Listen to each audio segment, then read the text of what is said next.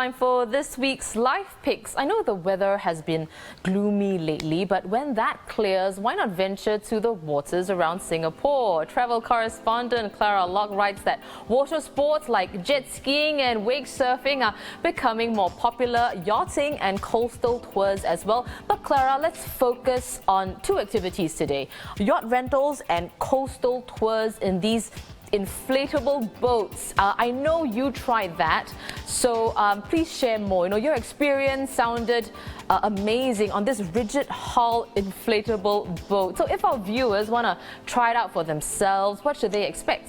So these rigid hull inflatable boats are actually designed for military and security operations, and they are run by a company, Strategic, which has been distributing these boats for over 10 years. And late last year, they ventured into offering coastal joyrides in these boats, which are meant for these military operations. So they are meant to be super fast and yet really stable and safe.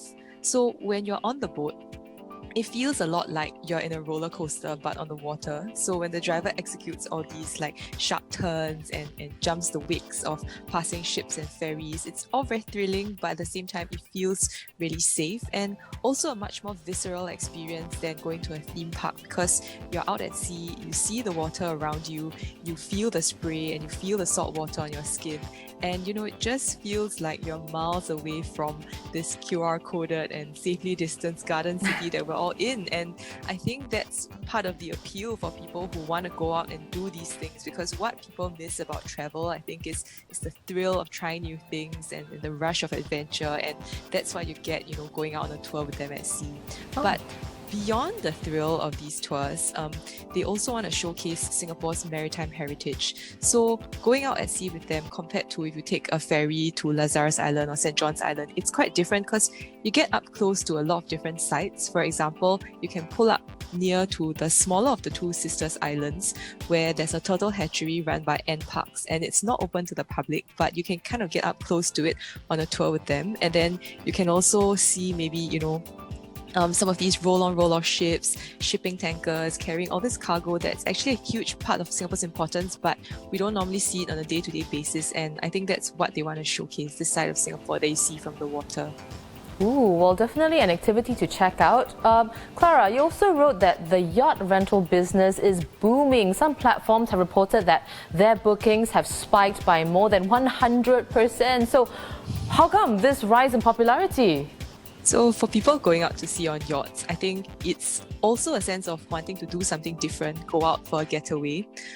One of the people I interviewed proposed to his then girlfriend, now wife, on a catamaran last August. And he said that even though they were only on the water for 4 hours, it felt a lot different from being in Singapore. It felt like a vacation, even more so than a staycation they did along Orchard Road, because in the city, you're walking around malls, you feel like you're still in Singapore, but out on the water, he said it felt quite different.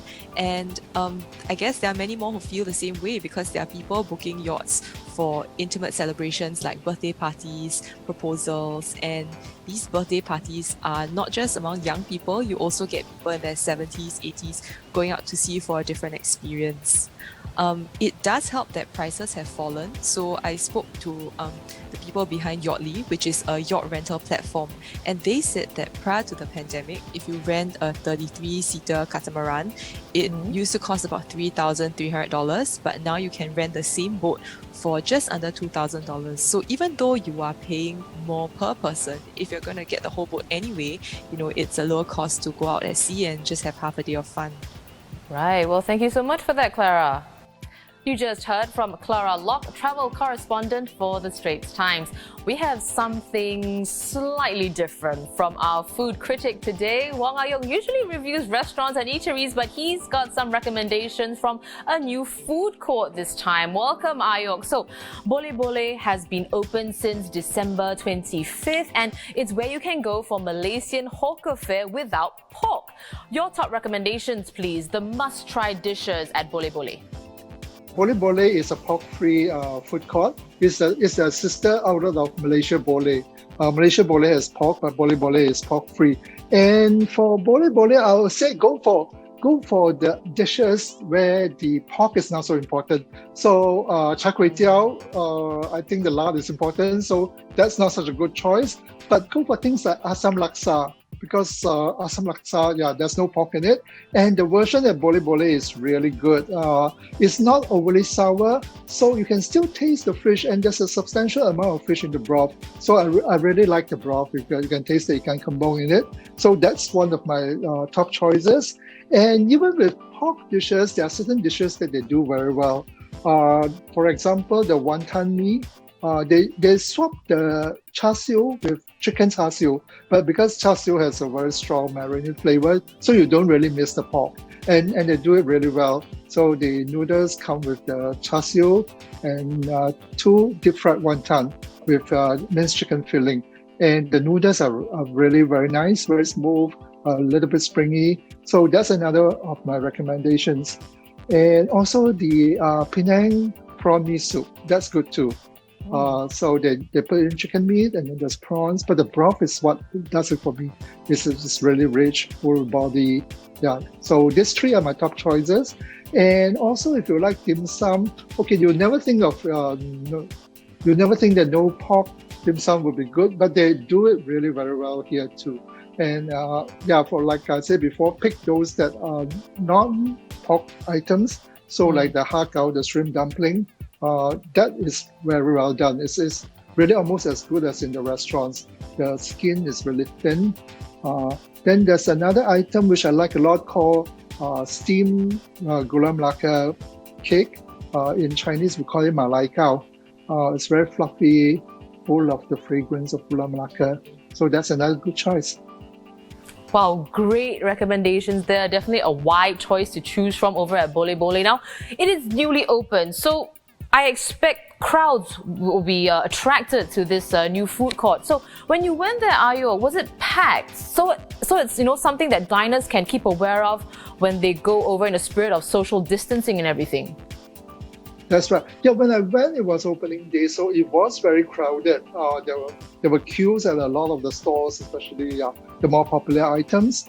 But I noticed that people were still following the rules. I mean, the queue with like a gap in between people, and the tables were not really that close together. So it was crowded, but I think if everyone follows the rules, it's still okay. But then, if you really want to be safe and you don't want to like mix it with the crowd, you can always do takeaways. That will really solve the issue. And that was the Straits Times' food critic, Wong Ah Yoke.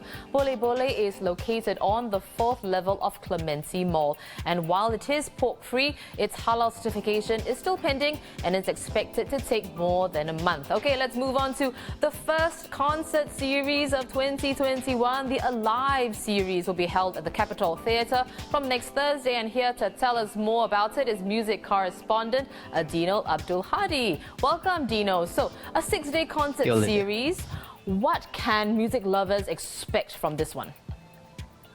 Well, for one thing, the concert organizers IMC Live has made it a series that has a little bit of something for everyone. For example, it kicks off on next Thursday, Volume 1. Quite a few singers from the local Malay pop community will be appearing at that concert. For example, you've got Art Fazil, you've got Hairul Anwar. These are very popular singers among the Malay pop music listeners. And then for Sing Yao fans, Mandu pop fans, Jimmy Ye is doing a solo concert, and he sold out all 250 tickets for his shows. What I heard is within a few days, all the tickets to his shows are sold out. And if you're a hip hop fan, there's one night where you've got rappers the Lion City Boy and Faris Jabbar performing, and with Mediacar Haircut Crew performing in the same night. So, and then there's one night that has not one but 2 cultural medallion winners, Jeremy Montero and Luis Soliano, performing at a jazz concert. So you can see that every night is catered towards it doesn't matter whether you're a Mando pop fan or you're a local Malay pop fan, you're a jazz fan, you're a hip hop fan. There's a little bit of something for everyone at each of the concerts in this series. I've been speaking with Eddino Abdul Hadi, music correspondent for the Straits Times. Now, tickets for the Alive series are priced from $58 to $118 per show. You can also check out the Friday pages in tomorrow's live section for more ideas on what you can do this weekend.